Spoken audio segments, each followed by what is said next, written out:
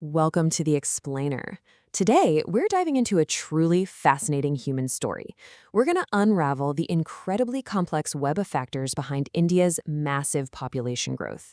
It's this huge topic that touches on economics, deeply rooted culture and history, and, well, we're going to break the whole thing down step by step. Let's get right into it.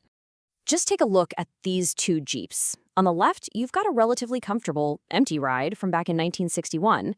Now, compare that to the completely overflowing one from 2011. Honestly, this brilliantly illustrates exactly what a population explosion looks like, without us having to look at a single number. You can literally just see the sheer massive increase in density over that 50-year span. So here's our agenda for today. We're going to start with the population explosion, move on to the demographic transition, explore the social and economic drivers, discuss the lack of awareness, and finally, we'll chart the path forward. Section 1, the population explosion. Let's start with the big macro picture here to establish exactly what we mean when we throw around the word explosion. So the absolutely crucial point here is that an explosion doesn't just mean, having a lot of people. It happens specifically when the population growth totally outpaces economic development. Structurally speaking, this occurs because death rates drop dramatically, which is great, but birth rates remain stubbornly high. That's what creates this massive net increase. Section 2, the demographic transition.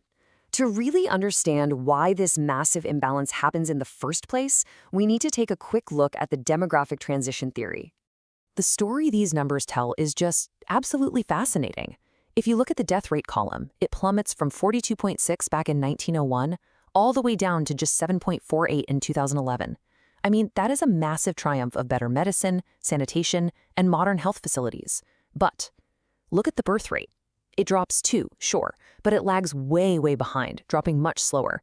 And this places India firmly in the second stage of the demographic transition, where economic development lowers mortality really quickly, but fertility, well, that takes a lot longer to adjust.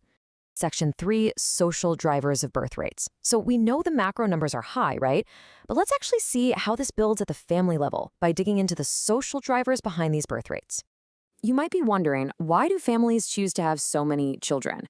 Well, it essentially comes down to 5 deeply rooted social and cultural factors that keep family sizes so large. We've got illiteracy, the universalization of marriage, the age of marriage, a preference for male children, and the joint family system. Let's break these down one by one. First up, we've got to look at marriage itself. In India, marriage is widely considered this universal religious and social obligation. Almost everyone gets married. The attitude toward it is incredibly rigid. When you combine that universalization of marriage with a relatively low legal age of marriage, which is 18 for females and 21 for males, it keeps the childbearing window wide open for a really long period of a person's life. And once married, another major cultural driver really takes hold.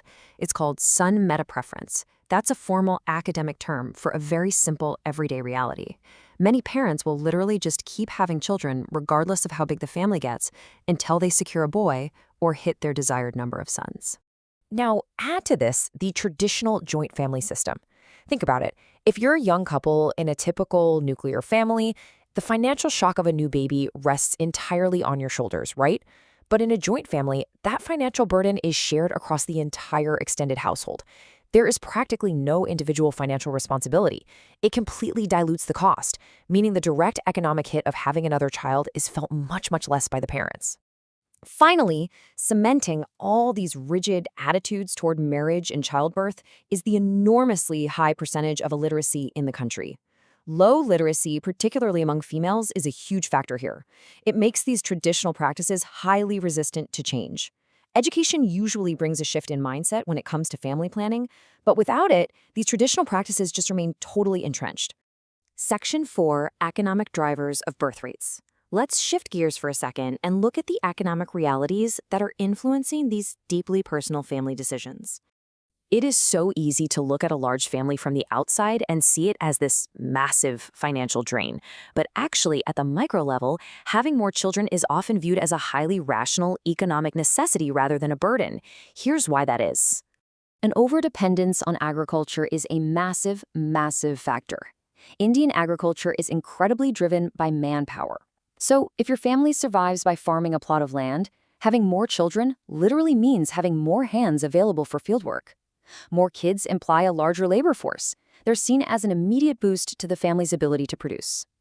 Similarly, for those facing widespread poverty, expanding the family is actually perceived as a pure economic survival strategy. It sounds counterintuitive, but poor families often prefer large families because they feel that more children means more potential earners down the line. It equates to greater economic support for the parents, especially as they get older. Section 5, lack of awareness.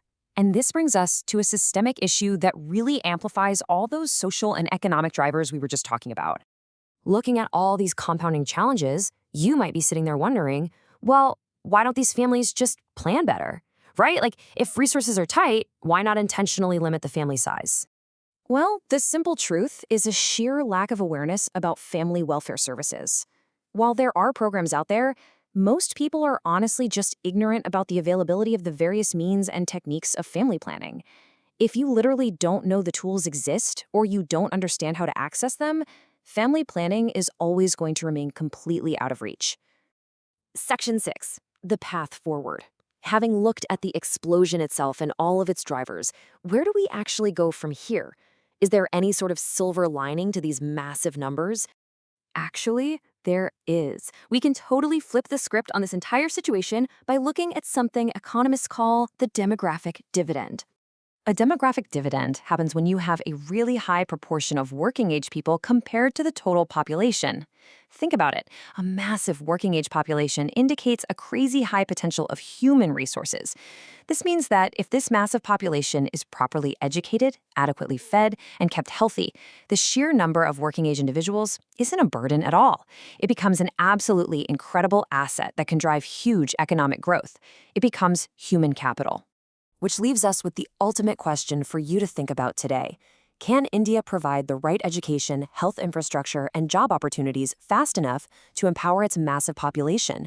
Can they actually transform what began as a demographic explosion into their greatest economic dividend on the global stage? It's a massive challenge, but the potential is undeniably there. Thanks so much for joining me on this explainer, and I will catch you next time.